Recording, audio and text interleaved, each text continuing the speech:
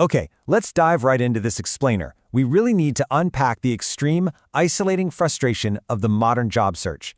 We've all been there, right? You sit at your computer, endlessly tweaking margins and bullet points, hoping the algorithm doesn't reject you simply because your formatting was a little too weird. You hit submit, and then absolute silence. Applying often feels like dropping your life's work into a silent void. Well, today, we are going to look at a fascinating manuscript that completely reframes why this systemic silence is happening to you, and more importantly, how you can actually survive it.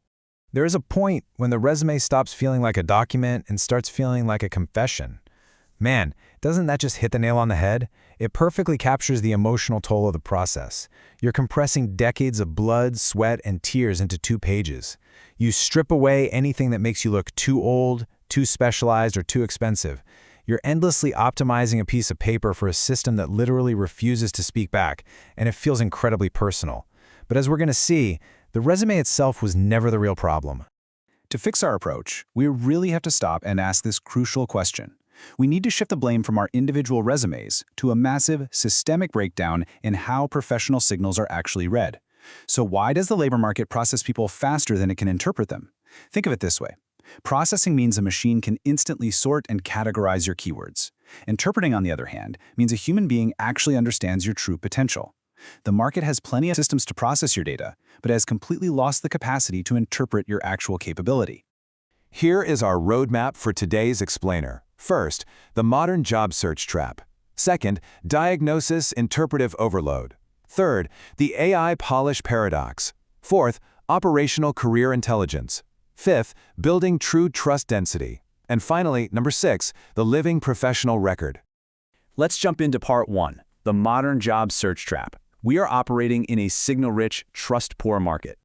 Here is the big takeaway. You aren't being intentionally rejected.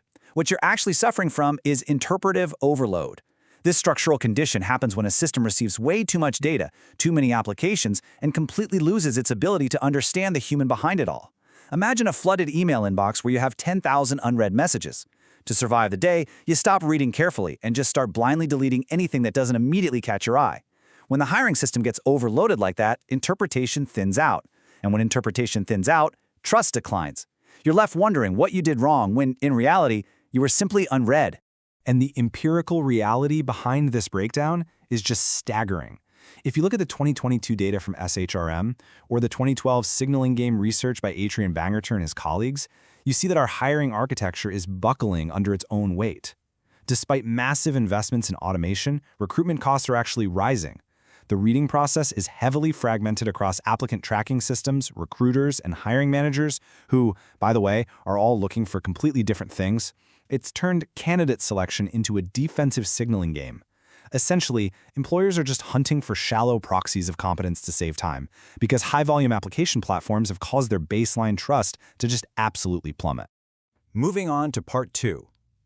Diagnosis interpretive overload, and what happens when you become the stranger with the document. A stranger with a document has to establish credibility from a cold start. Think about what happens when you leave a tight-knit industry, the military, or a job you've had for a decade. You lose the shared memory of your colleagues.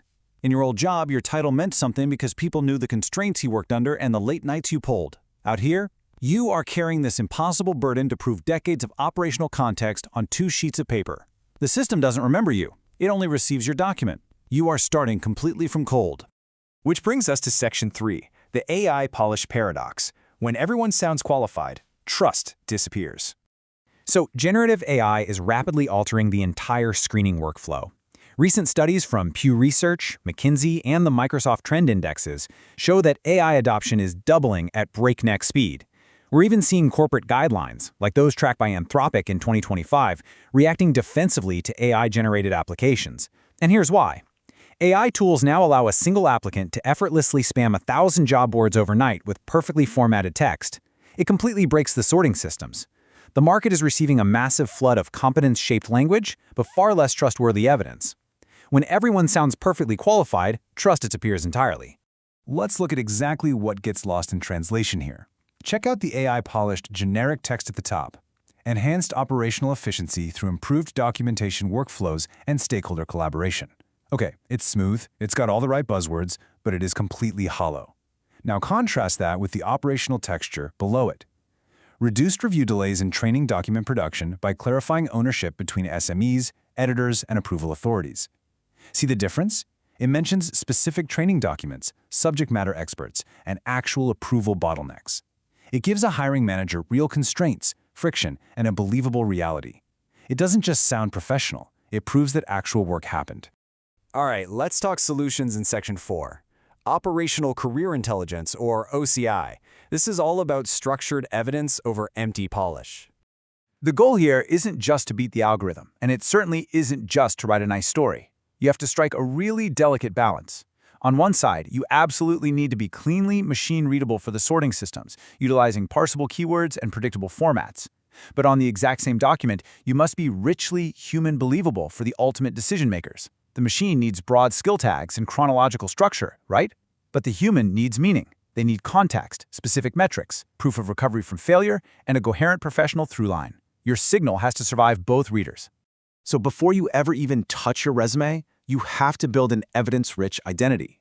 First, what are your core claims? What specific value do you actually bring to a team? Second, gather the evidence that connects those claims to real metrics and conditions. Third, preserve your sanitized artifacts. In simple terms, that just means saving project summaries where all the confidential company data has been safely redacted or removed. And finally, cultivate your witnesses. Who can actually vouch for your specific impact? If your professional identity is just floating in thin air without this solid foundation, no amount of resume optimization is going to save it. Next up is Section 5, Building True Trust Density, because the channel matters just as much as the signal. This brings us to why networking is so profoundly misunderstood. Grounded in Mark Granovetter's classic 1973 sociological research on the strength of weak ties, we see that networking is not about sleazy self-promotion or demanding favoritism. It's actually a higher trust channel of interpretation called trust compression. Think about it. A recommendation from a friend of a friend completely bypasses the ATS void.